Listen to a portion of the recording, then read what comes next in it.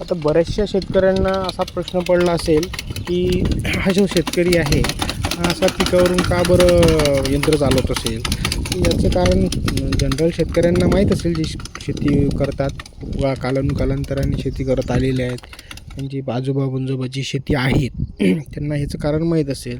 पण बरेचसे जे कर्मचारी वर्ग आहे, जे शेती करत नाही, त्यांना कदाचित त्यांचा माहीत नसेल. त्यांना असं वाटतं हा असं कसं करत असेल बा ही व्यक्ती. याचं कारण असं आहे की 2-3 दिवसापूर्वी या जिल्ह्यामध्ये भरपूर पाऊस पडला आणि त्या पावसाआधी यांनी बियाणं पेरलं असेल, बियाणं टाकलं असेल जमिनीत कदाचित. तर ते बियाणं टाकल्यानंतर खूप जास्त पाऊस झाल्यामुळं काहीच पीक कसं वर आलं आणि काही बियाचं ज्या होत्या त्या खालीच राहिल्या आणि वरचा लेयर जो आहे, वरची जमीन जी आहे ती खूप कडक झाली. त्या कडक झाल्यामुळं खालचं पीक खालीच राहिलं आणि वरचं बी जे थोडं पोत होतं ते वर आलेलं आहे. त्याच्यामुळं हे आता काय करताय, पुन्हा एकदा त्याला टोबणं म्हणतात. पुन्हा एकदा त्यात बियाणं टाकत आहे की बा अजून थोडं दाट शेती आली पाहिजे म्हणून. बस त्याच्या मागचं हेच कारण आहे.